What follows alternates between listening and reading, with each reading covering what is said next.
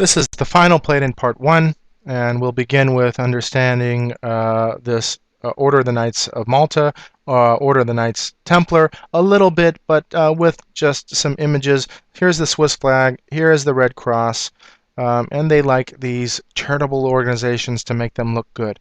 The Knights Templar and that Templar cross, they were known for stamping on the cross, and this was a ritual they did to denounce Christ and what he did for you. And so that's a depiction of that. Novice Knights Templar initiation, initiate trampling the cross of Christ. Gnosticism, and you can see this red Knights Maltese cross. This is the creation of modern Freemasonry from Gnosticism to, and the Jesuits did this. The Jesuits were into Gnosticism, and it simply transformed into modern Freemasonry. Freemasonry were masons and builders, yes, and they built cathedrals and were all the way going back. Architects and craftsmen were revered, and so they had exclusive clubs this way. And speculative Freemasonry is the intellectual side of Freemasonry, which religiousized it. All of our culture has been infused with religion for a very long time. So anyway, Gnostic Templars, and you can understand where Gnosticism is in the second part. He does a hand sign that is common in the priesthoods and Freemasonry as well. So you see this now. Also moving on with the double cross, you can see not only do they have a triple cross, but they have a double cross. That is where I believe we get the term double crossing, which is to backstab someone or lie that way deceptively. You see the Knights Templar cross and crown, skull and bones, and you see the emblems with this double cross. Knights of Columbus as well in this. The Templars, like all other secret orders and associations, had two doctrines.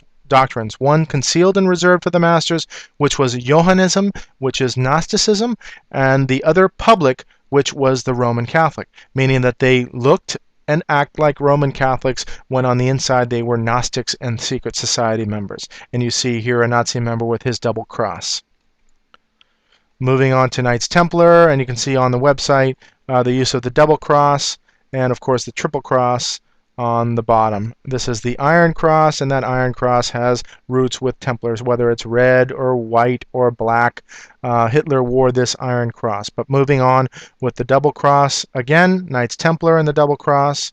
They also have that triple cross. Here is a famous Satanist, not as well known, but nonetheless Satanist, and use of that double cross and this infinity symbol, meaning they are wanting that their religion to be for eternity. So here's Marilyn Manson, a great example because he uses this double cross as well. Has the ring, that is the double cross, and also this is now the movie, oh gosh, what is that? V for Vendetta. And so you see that double cross being used. You see the double cross in logos, Exxon, Oreo, Nabisco, and of course great causes of going against tuberculosis. They like to make themselves look great.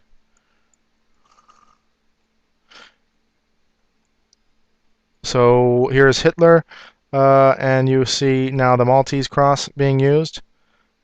You see Nazis here. Here's the Iron Cross, Hitler's Iron Cross, and here the Maltese Cross on this side, and the Iron Cross as well. So all of these papal knighthoods. This is not British knighthoods. It's all Roman colonial system knighthoods.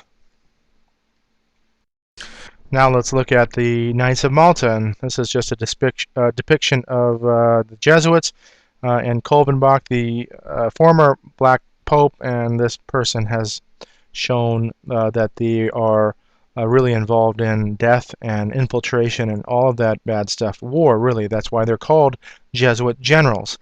Order of the Knights of Malta, looking at that. This is one of the, I believe this is a Rothschild, and you see his red Maltese cross. And I don't know who these are.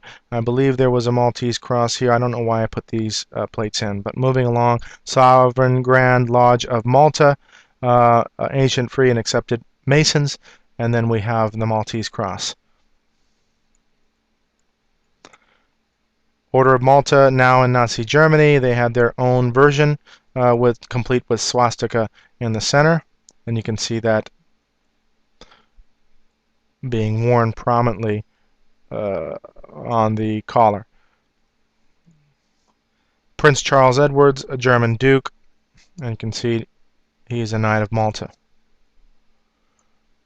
Continuing on with Knights of Malta, I believe that's a Maltese cross. I did this. This was interesting, is because there was a Maltese-style crucifix, and I believe this is a Habsburg. I'm not sure, but that is a royal, a papal bloodline. And so, looking at Mussolini, Franco, all now allegiance toward Rome. You can see that. And here's the Queen, her Knight of Malta, Queen Beatrice, and this, I'm sorry, yeah, Princess Beatrice. This is Prince Bernard or Barnhard, and he is the founder of the Bilderberg Group, and that is well known to be a secret society or elite members that meet and decide world events and where the direction of the world is, and her receiving her knighthood. And so she's all in the family. Here he is with all of his Knights of Malta crosses and cape. And there you are, elite or ever elusive. And so there she is. She is actually the owner of Shell Oil. They own everything. And it is not an understatement to say that. Who formed the CIA? Wild Bill Donovan. He's a Knight of Malta. And the FBI Knight of Malta. Charles Bonaparte. This is General, I don't know if it's Westmoreland or not. I don't think it's that. This is key right here. Moving on to General Boykin. He is the general that was involved with PSYOPs and that movie Black Hawk Down. He goes around with an evangelical organization, Calvary Chapel Church, but in fact he is a Knight of Malta, and this is his ceremony. And so you have now Catholics, infiltrators, Knights of Malta infiltrating other churches and bringing all churches back to Rome. And it was actually asked of him why he did this, because he's an evangelical, and he said that he was actually infiltrating the Catholic Church. Now, come on. Knights of Malta are involved in CIA, therefore it's logical to understand that he is PSYOPs and therefore involved with intelligence. And he is simply, that's the opposite of what he's doing, is infiltrating the evangelical church, because if you understand Vatican II, it's all about bringing the ecumenical movement in and bringing infiltration and bringing all churches back to Rome. It's understood completely that way. This is his good friend and Pentecostal Protestant preacher, and if you understand his ministry and see his ministry, it's downright demonic. People rolling around, acting crazy, drum beating, and it's all demonic possession, and it's completely unbelievable that we would even allow this type of person. He's a general. He speaks of dominionism. He goes around to the churches and is a warmonger to tell you everybody's just out to get us. Yes, they have radicalized Islam to the point that now the West has to defend this. So yes, they are fueling both sides of war. And as a true Christian, I am not about war. I am about peace, and we should have our feet shod about with the gospel of peace, according to what Ephesians says and the Apostle Paul. So this alliance, he actually funds, not funds, but he disseminates all of General Boykin's religious material through his ministry called Morning Star. Interesting that they choose that name, because there are similarities and counterfeits going on in the Bible with regard to that particular name. Okay, South African leader, Haile Selassie of Ethiopia, and talk about selling your people out. That whole continent has been raped by the colonial system.